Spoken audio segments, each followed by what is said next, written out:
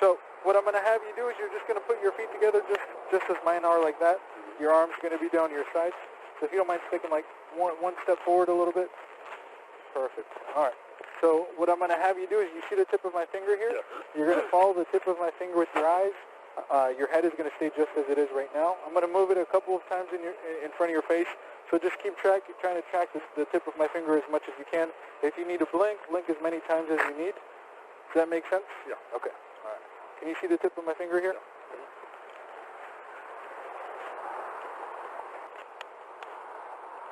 All right. I'm going to make a circle in front of your face. I'm going to bring my finger close to your nose, but I'm not going to touch you. Just try to keep following the tip of my finger, okay?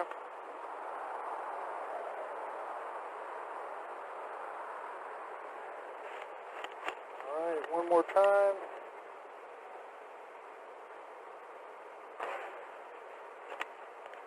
Perfect. All right, you can relax.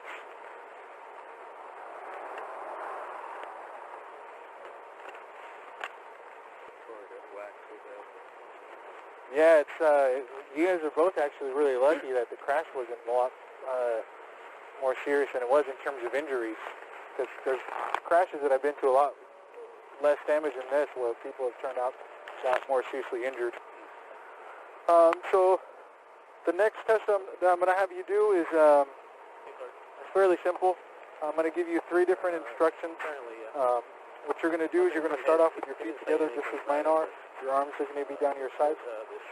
The first thing I'm going to say is look up at the sky. The only thing you have to do is just look up at the sky just like that. Then the second thing I'm going to say is close your eyes. So you're going to just close your eyes like that. And then the last thing I'm going to say is begin.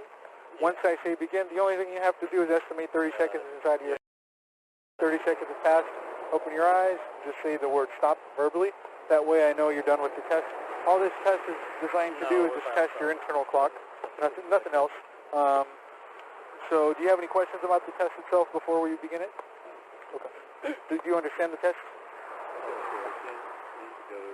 Yeah. So feet together, arms on your sides.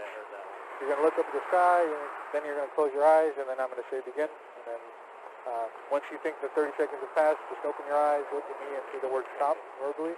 That way I know you're done with the test. They took off from here as soon as that one came out. So go ahead and look up at the sky for me. Close your eyes. No, we're on you. And begin. Really spot on. 30 seconds. Just going to grab my notepad from behind you, sir. Yes, sir.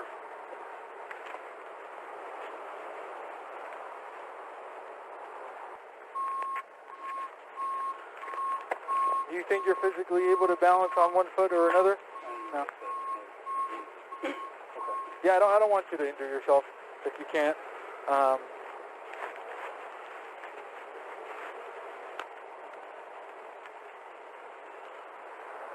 Would you be willing to do the breathalyzer test? Well, no, I've only essentially done 2 tests, but I have to do a couple. And rather than waste your time and do a bunch of different tests, if we just do that one, that'll be... most of them require balancing, and I wouldn't want you to fall over and hurt yourself. The cop was really like, hey, could we just do the breathalyzer? And he's like, nah, man, what's the balance test? Come on, let's do this. That's how you know he's sober right there. If you want, you can watch me. I'll explain it and demonstrate it to you. Car's all set. So you're going to start off with your feet together just like that. Your arms are going to be down your sides. What you're going to do is you're going to lift one foot off the ground about 6 inches. Just an approximation. You're going to make sure your foot is parallel to the ground. You're going to look down at the raised foot, and you're going to count out loud. It's going to be in the manner of 1001, 1002, 1003, and so on until I tell you to stop. The test is fairly short. It's less than a minute long. So it's going to look exactly as I'm going to show you right now. So arms down your sides. You're going to lift one foot about 6 inches off the ground. 1001, 1002, 1003, 1004. Bump, step, bump, bump, step, bump, step, bump, bump. 1005. Sometimes people will do this and they'll bend their knee. So just make sure your legs are straight, just like that. So some key things to remember for this test is make sure your arms are down at your sides. Make sure your foot is parallel to the ground, raised about 6 inches off the ground. So you're going to look down at the raised foot and you're going to count out loud in the manner that I explained. Do you think you're comfortable enough doing that one?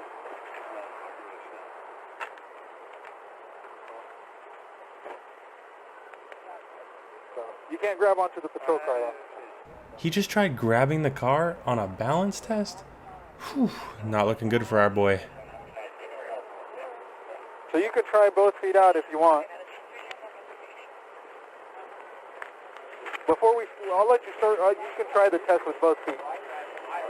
I'll give you like a pre-trial run, for lack of better term. You could try it with both feet, see which one you feel more comfortable with, and then once you're ready, just let me know.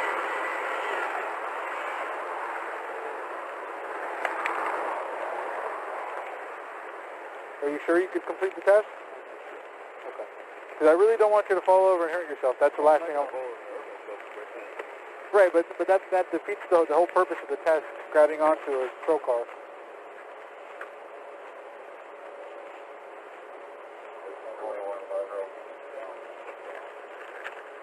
You can do it!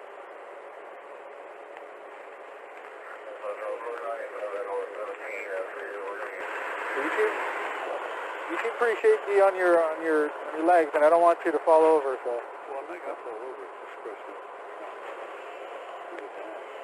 Right. Well, just based on what I'm seeing, I don't feel comfortable having you perform the test just because I don't want you to have the potential to fall over and hurt yourself. That's not what I'm trying to accomplish. So we'll do a different test. So the next test that I'm going to have you do is it's called the finger count test. It's very simple. So just don't do anything yet. Just watch me. So you can use left hand or right hand, whichever one you feel more comfortable with. What you're going to do is you're going to touch the tip of your thumb to the tip of every finger. Okay, so it's going to look like this. 1, 2. So don't hold on. So you're going to touch, like I said, the tip of your thumb to the tip of every other finger. So it's going to look like this. 1, 2, 3, 4. 4, 3, 2, 1. That's one set, and I need you to do 3 sets. So 1, 2, 3, 4, 4, 3, 2, 1. So sometimes people get mixed up between the tips of their fingers, which would be this, and the pads of their fingers. So people will do that, so just make sure you're touching the tips of your fingers. So do you understand the instructions?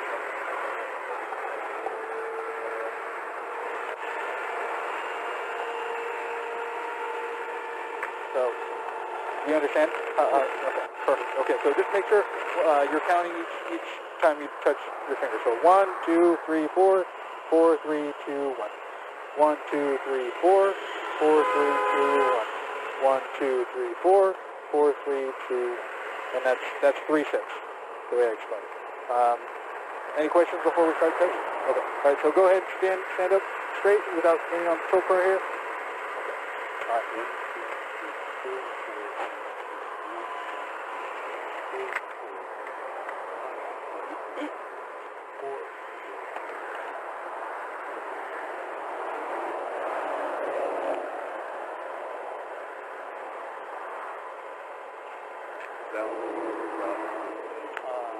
Yeah, I understand. I just need to get. I know he's in the middle of something, but if you do, because they keep hopping out in there.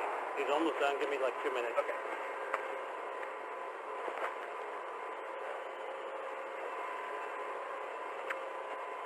Right.